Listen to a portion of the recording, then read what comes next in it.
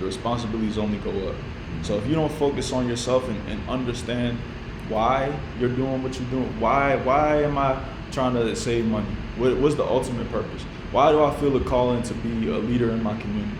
What's the impact that I want to exact on the people that I'm chosen to lead? You feel what I'm saying? So a good way to determine your purpose is to ask yourself why. In any instance, you know, if it's I want to change my spending habits. Why do I want to change my spending habits? I want to change my spending habits because they've been bad. Okay, why have they been bad? They've been bad because I like things. Why do you like things? Because things make me feel good in comparison to other people. Why do things make you feel good? Because other people told me that material things are okay. Why material? You have to ask yourself why at least 5 times to get to the root behind the issue, the root cause of the issue.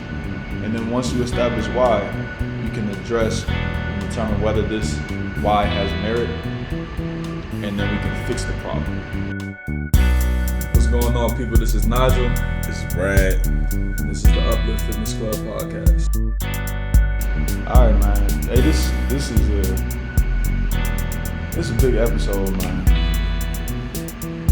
If you could master this concept, you'd be straight. You master this concept, you'll be straight. Like, people get so set in their ways and they feel helpless to their nature, right? Like, every time you put into a situation, you have an innate response that your mind wants to go to. It's even somatic. Like, your body will even feel your response.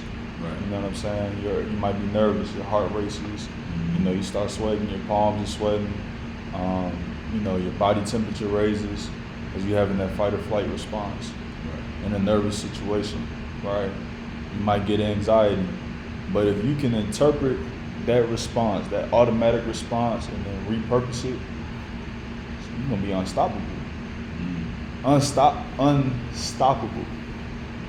Yeah. So today we talking about the reversal theory, flipping the mindset. We're going flipping the mind. I'm excited, but I'm not gonna lie, bro. I'm excited as hell about this episode, bro. Flipping the mindset. It was too divine. Like, the fact that this idea just popped in my head, and I had a conversation with my mom about flipping her mindset in one aspect, and we can get to that too. And then also, I just got my CSCS, and one of the chapters toward the middle of the book, I think, was about the psychosocial relationship with sport or something like that. The psychology, sports psychology, rather. Right. And one of the big theories in that chapter was the reversal theory.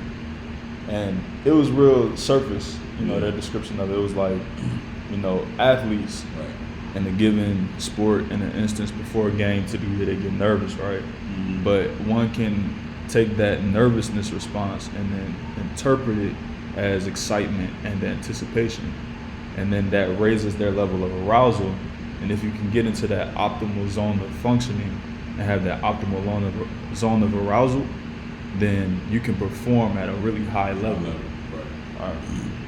Given that you got the skills to do the job, you're not gonna be Jared Dudley going off for 60 in the playoffs. You know, as you're saying this, man, I'm thinking about the equalizer, right? Okay. Everyone, you know, every situation that Denzel's about to get into, Yeah. you know, all his senses gets heightened. I didn't even see the movie. You never saw Equalizer? Never Now seen the 1 or movie. 2? I wanted to. I ain't even see it You though. gotta go check that out, man. I gotta check it out. But basically, you know, like you mentioned, you know, that flight response. Yeah. You know, anyways, Denzel in the movie, he was super in control of his thoughts and his feelings to channel that to exactly how he. I don't want to say exactly. He can channel his energy right to get the outcome of pretty much any situation. Like from minutes, seconds, like some Matrix. Yeah, type that's stuff, what I was thinking about. Down, yeah. Didn't he have like a watch? Like he would time his watch? Set a timer. Okay, we got 5 people over there. 2 Oh my God. Right here, I got this little knife in my bro's hand over there. There's a gun over there. Yeah. Okay, this should take me about 2 minutes, 36 That's seconds. tough. Just breathe. You've done this training. You know what needs to be done. Yeah. That's that remind me of when I was working at UPS, and I hate going back to UPS with the examples, but I swear, bro, my third year on the job, like after I had been a super for like 2 years, it was to the point I was moving like the Matrix, cause you know in the hub it's like hella everything is made of metal, like you get hurt so easily and just turn the wrong corner, somebody run your foot over with an E-Red cart. So I was like, the way I was moving was literally so like angles. It was like I was playing football or something. I'm turning the corner here. I'm holding onto this pole like instinctually because I've just been in that scenario so many times.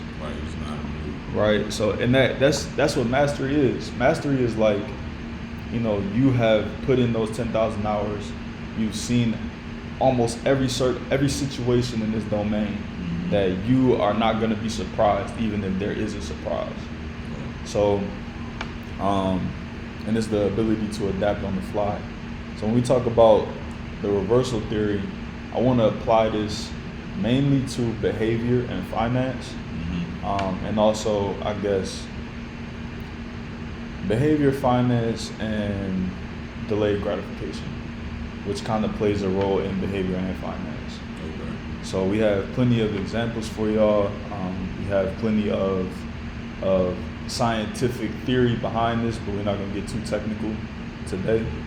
But let's start it off, man, with a example that people can probably relate to. So I don't know about relate, but people can understand it, right? Adrian Peterson, I was just watching him on Shannon Sharp podcast. I forget the name of his podcast, but he always got good guests on, and I watched the clips. So AP was just talking about, like, you know, the struggles that he's been through. He's been through a lot, you know, especially in his youth. One of the two things, well, this is what happened. He lost two brothers. Two of his older brothers was either killed or died. Right. The first one, he was 7 years old, and I think his older brother got hit by a car in front of him, and he ended up dying like on the spot. So to go through that trauma, he was talking about how it made him grow up so fast, because you know his mom basically went through hell for the next year or two just thinking about the day that her son died, you know. So he took that. First off, his brother was apparently a way better athlete than he was, which is crazy to think about because this AP we're talking about. Then on top of that, you know, his mom wasn't really available emotionally to be supportive to him, so he had to go within. And he knew that he didn't want to be in the situation that he was in, so he used that incident as motivation to dominate in sports, which led him to be a high school senior. He gets offered from damn near every college, every Power 5 college in the country. He was talking about, like, I could have went to the NFL out of high school because he's that type of athlete. Then he goes through college, they dominate. That was when Sam Bradford was at OU. And, you know, he gets to the combine, right? Top 5 pick. But it don't matter what he do at the combine. We seen it. Top 5 pick. The night before the combine, his other older brother gets shot and killed.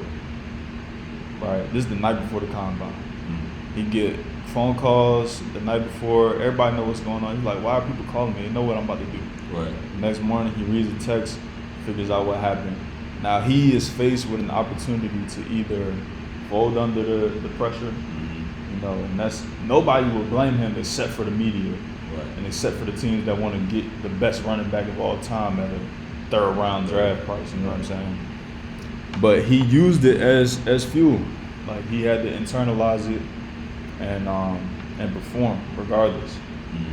So, I mean, AP is a prime example in those two stages of having to flip your mindset. You could go and be depressed. I don't want to run. But what outcome is that going to give you? It's a whole nother level. Come on, man. He went to the combine the next day at 2:36, 2:30, ran a 4.38. That's different, bro. That's different. So, I can definitely see, you know, had nothing to that level, magnitude, right? I ain't experienced death to that level, especially because brothers. You know, I had a time where where I was sick and I was depressed, super depressed, and I started feeling better, and I started training over at I remember that you was running. running. High school, yeah, running Doing the hills. hills, yeah. Over and over. With a weighted vest, right? Yeah, with a weighted vest on. And I'm talking about, it was like the moment that I started feeling a little better, I'm like, oh man, I think I'm getting back. Yeah. I think I'm getting back, you know. I was going out there and just running those hills, and I could still feel some of the symptoms Of the sickness that I had during that time. I was like, man, look, we just gonna fight through it. Just gonna keep going. We're just gonna keep going. I'm feeling better. It's the best I felt since then.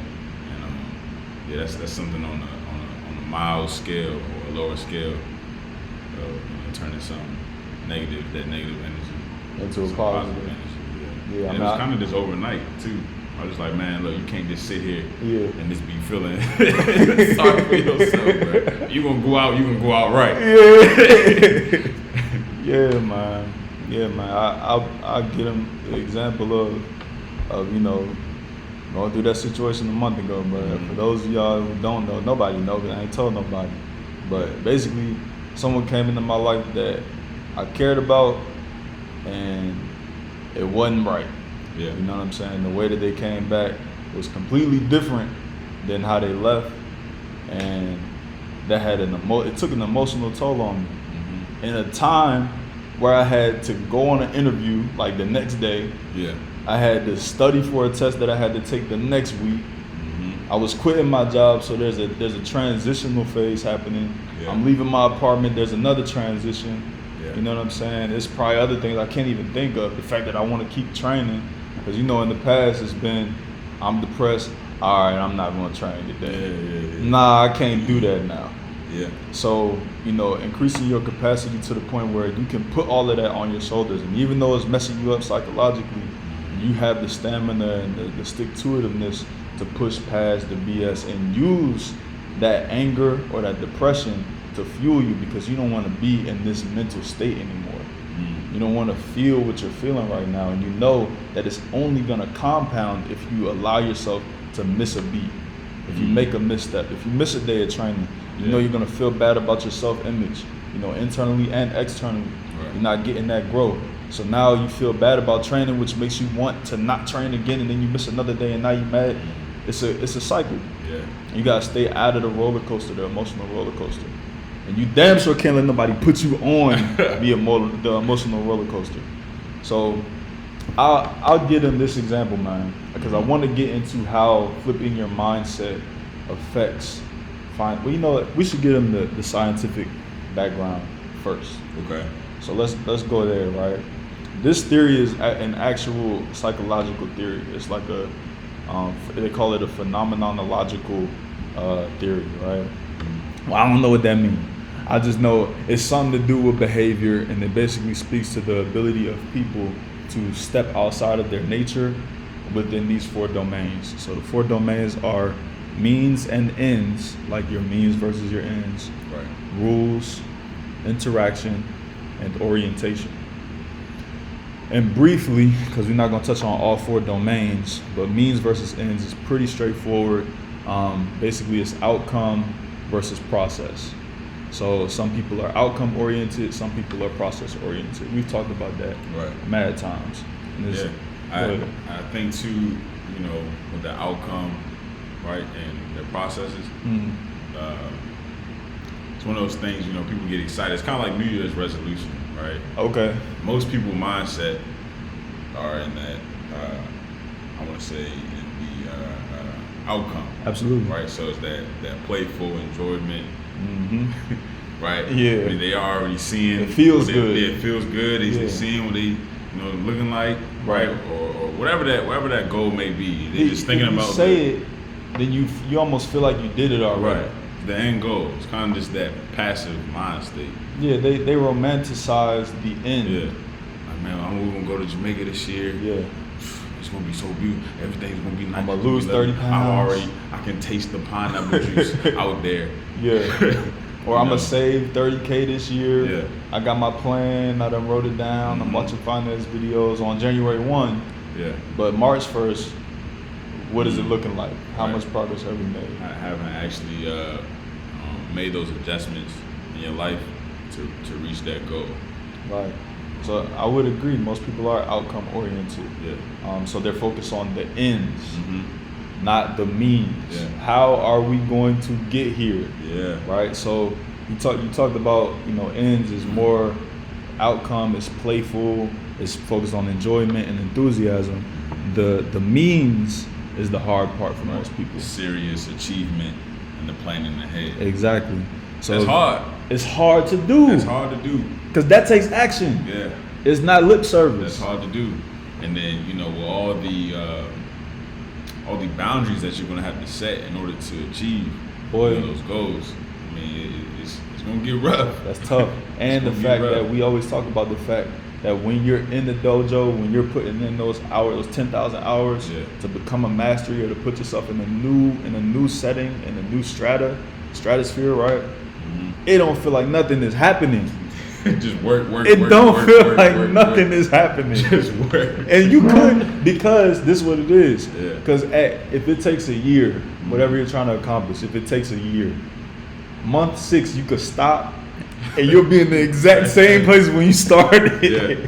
It's like if you wait a whole nother year, you done forgot everything. Yeah. You know what I'm saying? So you really nothing did happen. The only thing that's happened is you've improved your habits.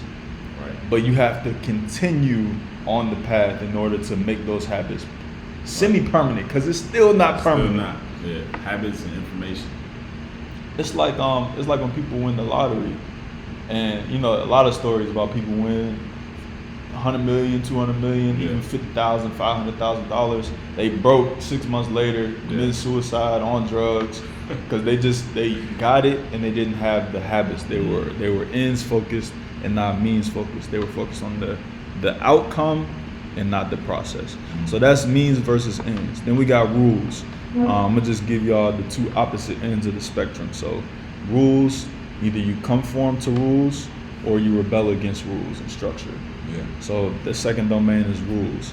Third one is interaction, and that's huge, and it's actually a little bit more abstract or hard to understand. But the two ends of that spectrum are mastery and sympathy. What was the exact words you used? It was like so on the mastery side of the interactions or domain, you have control and power and determination. Right. So basically, if you're focused on mastery within interactions, then you're going to be a more dominant person in all of your interactions. Mm-hmm. You're gonna want to control, what people do. You're gonna want to give people advice. You're gonna want to exert power and force on people. Right. And that's gonna give you a response. It might be favorable. Most of the time, it's probably not gonna be, especially if you're 100%. Right. That mastery side, that mastery state can come off aggressive. Absolutely. And it can make people fold. Right. So like the example that we talked about was with a parent who wants their kids to play sports. Right. Wants their kid to be KB. Or let's take out. We always talk about sports. Yeah. A parent that wants their child to be a hooper. They want their child to be a doctor. Yeah. Right. So from 5 years old, you're gonna be a doctor. Taking courses. You're gonna be a doctor. You better come home with straight A's so we can get into the best schools. And by the time your kid is 18 years old, they might be burnt out. And then they leave the house finally, they just want to get away from you. And then once they go to college, now they're feeling the pressure and they don't have the structure because you controlled everything with an iron fist. You were focused on mastery for them instead of letting them have self-determinism. You determined everything for them. So that's the mastery side of interaction. The opposite side of that spectrum is sympathy, which is sympathy, caring. Emotional support. There you go. And shoot, for that parent aspect too, I can see it as somebody that's being very sheltered, maybe even keeping you away from things. It's always, are you okay? Right. Is this okay? I can answer for you. Like coddling. Right. Right. Yeah. Right.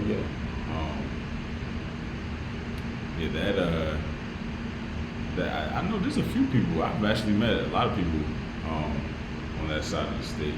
Yeah. So with all of these, right, if you're 100% on either side of the seesaw or the pendulum, there's going to be negative and positive outcomes. But I would argue that staying in on one side all the time is always going to be negative. So the last domain we have is orientation, and that's real simple. It's just inward versus outward. It's self versus other. So if your orientation is self, then you're internally focused. You're individual. You're an individual. You focus on responsibility. What are the steps that you need to do in order to get this outcome? What do I think? What do I feel about this? An outward or other orientation is going to be, you're predicated on, what is this person doing? How can I support this person? What connection can I make for these people? You're a more extroverted person. You want to be in front of people. You want to help people. Right. You might want to just be in control of people. Whatever it is, you're overly concerned with outside as opposed to inside. And we know that has negative, outcomes as well. Because then you're gonna neglect yourself potentially. So we got means versus ends, rules, interaction, and orientation. But we are gonna largely focus on means versus ends and orientation for this conversation. All right. Okay. So for the finance piece, because I feel like people would probably want to hear about that more so than anything. How we want to do it, man? We can touch on is that talk a little about saving versus paying off debt. We'll do it because it's the most recent on my mind. This is what sparked the idea to do this episode for me. I was talking to moms, and a lot of our conversations have been about finance this year, right? Because you see what happens when the world go left and you ain't got it. Yeah. We need to figure out how we gonna get it, right? Thankfully, the world didn't, go crazy, but it's still, you never know which way it's gonna go, so we gotta prepare as best we can. So she had this attachment to building up her savings, because it was a number she wanted to get to because she'd never been to that number, so she just wanted to. Now that the credit cards are paid off, debt is minimal. I want to focus on these savings, but we still got a car payment. So we're not gonna get into numbers, but it's like if we're following the 7 baby steps, which is what we'll do that in another episode. But the first step is, I'll lie. First step is get that first $1,000. First step is having that emergency. But it's just $1,000. Just $1,000, yeah. Because most emergencies, typically your emergency is gonna be less than $1,000, maybe $1,500, something like that. If you got an emergency that's over $1,000, most of the time it's gonna be way over $1,000. You's gonna be messed up anyway. Yeah. So that $1,000 is just that cushion, just in case you get a $500 medical bill. You need new tires, and then you go back to step 1. Once that gets depleted, you build that $1,000 back up. Now you're back to paying off debt. Second step is paying off the debt. So Dave Ramsey likes to say that the quickest line from point A to point B, from financial destitution or disarray to wealth, long-term wealth, is getting rid of all debt, because it becomes, as opposed for you working to pay other people who are charging you interest over time, you're working for yourself and you can pay yourself from your earnings. Right. So the fact that we have this car and we're focused on building savings is like, well, you're getting charged interest on the car, and people think, I've even said in the past on this platform, why would you focus on paying off debt if you can make money in the market? I was only right last year actually. Yeah. Because at that time, everything was 50% off. But any other year, I was wrong as hell. Yeah. I've been wanting to say that. I'm glad I remembered it. But we had to, I wanted to articulate to her, like, nah, we need to get rid of this car so that you can max out your 401k. You can, build up your savings quickly, because you don't have this $400 or $500 car bill around your neck that you can't get rid of. Right. Build up your own capital. Absolutely. Building somebody else's empire. Exactly. Like, let's get this out the way. It's a 5-year loan, right? But we know, based on the numbers, with a little bit of sacrifice, we can get this joint out of here in a year. Let's do it. Yeah. Let's do it. And then, because the problem we were coming up against was, if I max out my retirement, then it's going to be uncomfortable. I said, well, why is it going to be uncomfortable? She said, well, this number is this number. My expenses are X, and I only make X. I was like, okay, but you got X amount of dollars tied up in this car. If we get rid of the car, that makes it much more comfortable to max out your retirement, and that's our ultimate goal. So let's get this car out of the picture so we can get to the actual game. Right. So flipping your mindset, the first example is let's get out of the idea of, building up savings so we could feel like we have money. Yeah. And let's get rid of the thing that is preventing us from having money. Everybody got student loans. Except for your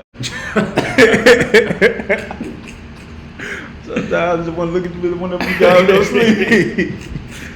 Nah, look, most people our age got student loans. I got it. Right? Hey, yeah, I got a cousin right now, man. Woo. The doctor? Yeah. But she a doctor though. I know she got. Couldn't even breathe when I seen the number. Right? She got him. I know she got him. Hey, but she can give about 10 years when that money start coming in. But good Lord. Yeah, hey. That bill crazy. So, but and you know what? I'm glad you said that, because that number, even if you're not on the doctor side, right? Doctors be having hundreds of thousands. Yeah. Right. She got hundreds. Yeah. Yeah. So, even if you're not on that side, right? Let's say you got, but I'll use me. I got 40. I got 40K in student loans. That number for a person who at one point couldn't save past 2,000, and most people still in that predicament. Most people still like, they get the maybe 3,000, 5,000, and then they go back down to 2,000. And they're withdrawing, whatever. Exactly. They want to buy something here, buy something there. Right. Now I'm past that, but when I wasn't past that, seeing that 39 go up to 30, 39.5, now it's 40. I'm like, how am I gonna pay this? How am I gonna pay this?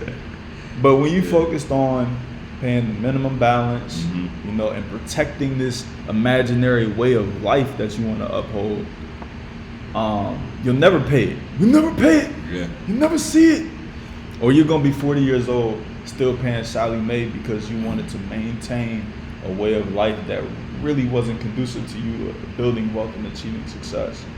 So chunking away, I have on here toward the end, stop chipping away at your debt and start chunking away at your debt. Okay. It's like, we got to get these out of the way. Right, get it out the picture. Get it out, because you're going to have kids. You're going to get a house. Your expenses never decrease. Almost never. They always increase, and they will increase exponentially if you defer paying off your debt because you want to buy a new car when you don't need it, because you want to buy a new outfit every other week, because you want to go to brunch 2 times, 3 times a month, you want to go to Tahiti during a quarantine. We supposed to be staying your ass in the house. Trying to look rich. You're trying to look rich. I'm trying to be rich, bro. Instead of trying to become wealthy. Right. Get it on there. Hey, you say it again. Yeah, trying to look rich instead of trying to become wealthy. Man, that's what it is, man. People are, and not even looking rich. Sometimes people are past,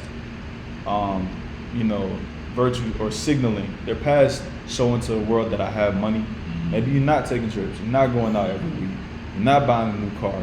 But you're in this poverty mindset. I think I have that on here. Yeah, a poverty mindset versus abundance. You want to be like a squirrel. You want to build up this imaginary nest egg that doesn't accrue interest. You're putting all your money into a savings account with a 0.0000001% interest rate. Yeah. You're just stockpiling for no reason. You was in that position where you had hella savings. And it's like, this is too much. Too much, yeah. Because it was getting to a point where, okay, I'm saving. Now, like, what am I saving for at this point? I mean, not doing anything. Of course, we do need emergency savings. Good to have a cushion there. But to what extent?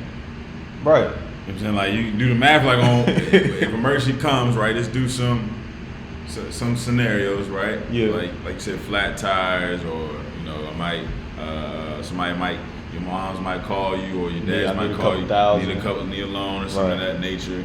Basement and flooded, right? That's and these things typically don't happen right back to back. Exactly. Right. So, how much money do you need to be looking at? It feels good. It feels great when you accomplish that goal. When you can actually hit numbers that you set out to hit, and you see like, dang, I got all this money in the savings account. balling, you know. But look, one smart investment could, you know, triple, quadruple. And we looking at it, You know. with the minimal amount that we did last year. Yeah. The minimal amount that we did last year, bro. Just putting a couple stacks in. Yeah. Because by the grace of God, you knew we need to put some money in the market. I'm so glad you told me that, because not even because of the money that I made off the market. Yeah. I made a little chunk of change, but it was that getting rid of that hesitance and that poverty mindset where I'm like, I need to hoard this. I can't lose. I can't risk it. Right. I can't do nothing, but I just need to put it in an account. Right? Like, okay, we got to a point where we do have enough to where we can let go of something. Right. And then take a risk. That's what it's about. Yeah, man. So what else we got, man? We got a couple more. We got. We're gonna go right versus right now. Right versus right now. Yeah. Get into that. That's still that means versus ends.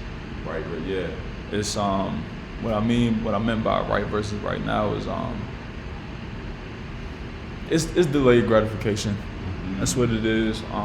Basically, like when you were saying, you know, you put all that work in for that time, Right. And I feel like nothing is coming about. You know, you turning out every time. Hey, let's go out. Let's get something done. Let's do something. Come on, man, you reading every damn weekend. Man, you was reading the last 3 weekends. Yeah. Come on, man, you gotta live your life at some point.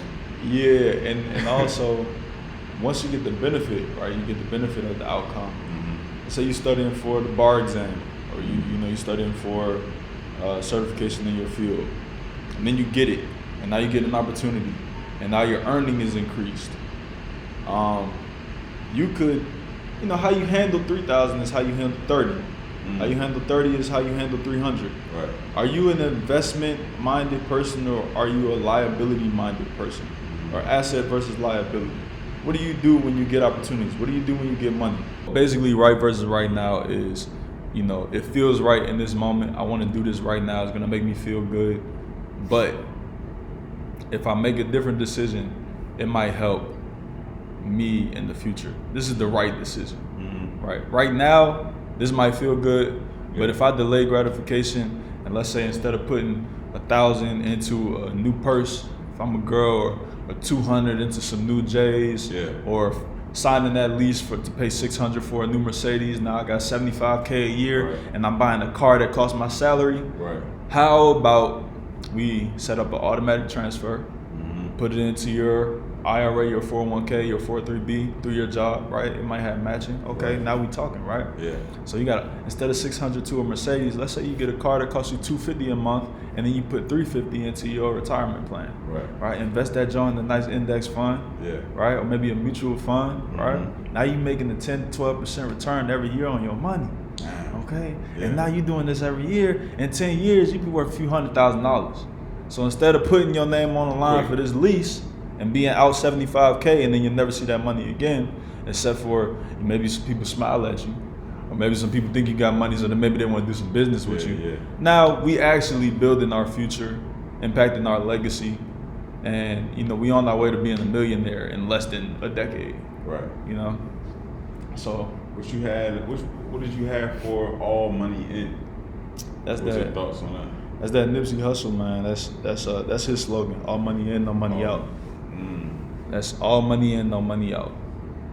I would say, before you get into actually investing, it is sometimes good to stockpile, right? Because a lot of times people make horrible decisions with their investments. Yeah. I see a lot of people doing like real estate. They're doing Forex. They're jumping into day trading, and they don't understand all the variables. Like we talked about it before with the gurus, house flipping. You signing your name on the line for a hard money loan of probably 12 to 14% to control a $100,000 property, but now you're responsible for selling the contract. You're responsible for paying back the loan if it doesn't get sold. So now if you can't sell it, you're carrying this liability every month. How long can you float it? They tell you oftentimes you can get into real estate with no money of your own. But what they don't tell you is you're on the hook if you can't get rid of this property. So when you was, financing $50,000 to make $5,000 off of a contract, you're also risking the fact that you're gonna have to pay $600-700 a month until you sell that property. So it's like hoard for a little bit, stack, right? You don't know what you want to do. That's good. It's good to not know. Yeah. Sometimes it's good to not know. Now, would you say that the domain of having the ends mindset play in the factor of people just jumping into things they only thinking about that, I guess, that enjoyment side or the because they see people like DJ Envy, who's what he doing. Actually, you know what? I had another thing real quick about like with just ads and stuff like that.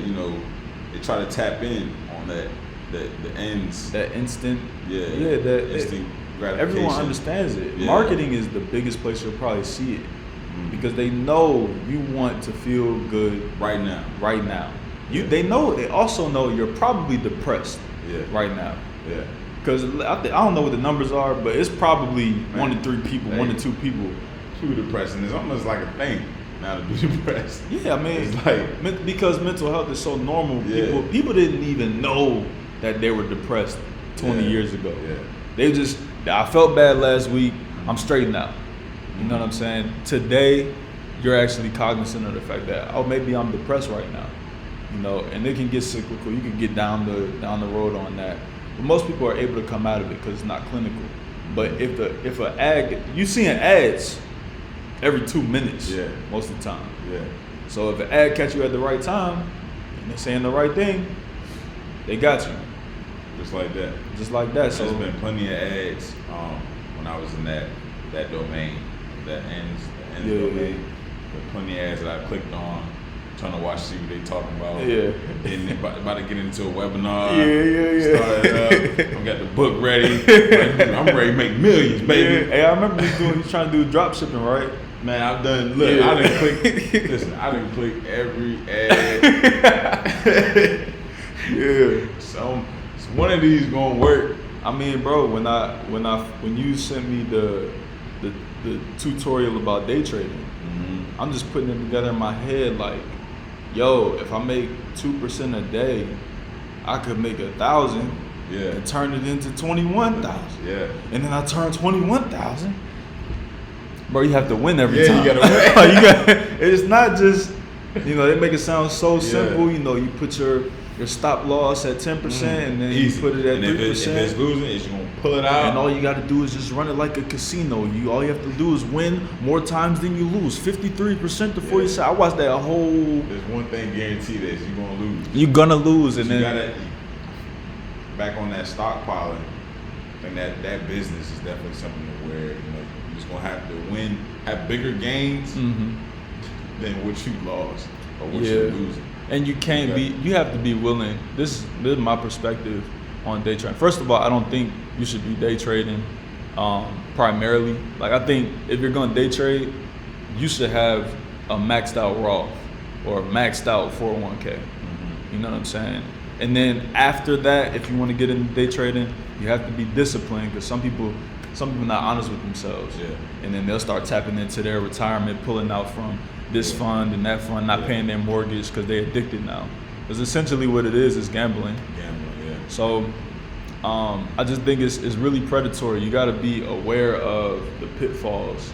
You got to be aware of the type of personality that you have, and you have to be able to flip your mindset, man. Go from, how we want to wrap this up.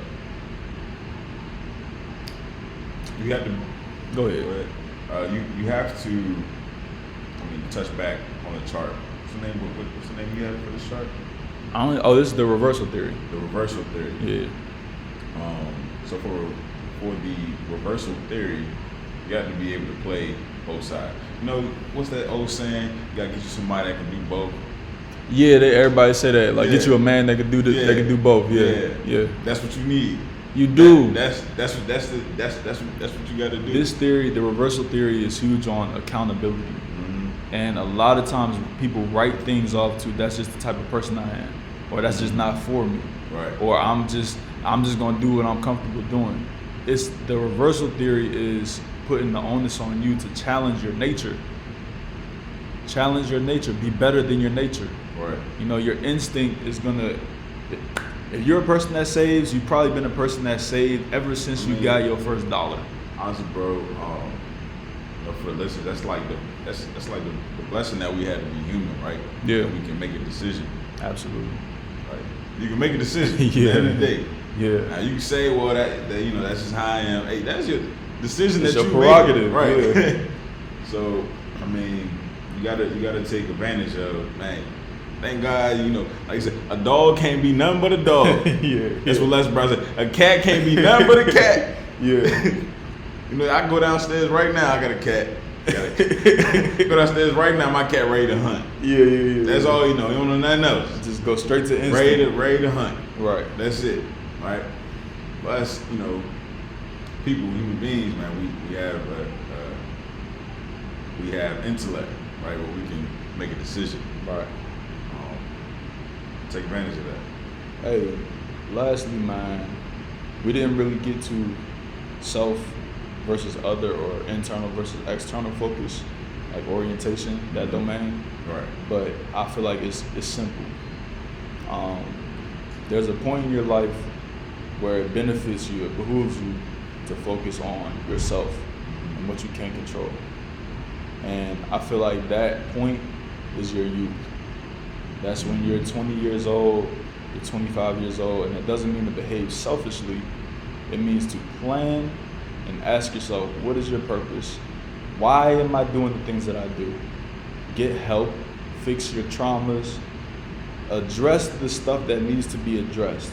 Because once you get, it's like pancakes, bro. Yeah. You can stack pancakes to the ceiling. And if pancakes is problems. Right. Problems and responsibilities. And they never go down unless you start eating away at them. It never go down. It only adds. Your responsibilities only go up. So if you don't focus on yourself and understand why you're doing what you're doing, why am I trying to save money? What's the ultimate purpose? Why do I feel a calling to be a leader in my community? What's the impact that I want to exact on the people that I'm chosen to lead? You feel what I'm saying? So a good way to determine your purpose is to ask yourself why in any instance. You know, if it's, I want to change my spending habits. Why do I want to change my spending habits? I want to change my spending habits because they've been bad. Okay, why have they been bad? They've been bad because I like things. Why do you like things? Because things make me feel good in comparison to other people. Why do things make you feel good? Because other people told me that material things are, okay, why material? You have to ask yourself why at least 5 times to get to the root behind the issue, the root cause of the issue. And then once you establish why, you can address and determine whether this why has merit, and then we can fix the problem. But people walk through life like drones, not really paying attention to what the hell going on. What they say, you got 3 types of people in the world. What's the 3 types of people in the world? Said those, you got some who don't know what's going on. Right. Wait, let me run that back, right? Yeah, run it back. You got those who watch it happen. Right, you got those who make it happen. Yeah. Right, you got the other one, they don't even know what's going on. They don't even know what's going on, man. So yeah, man. That way. Write it down. You can't wait your whole life to make a change. Believe in yourself. Innovate with integrity and intentionality.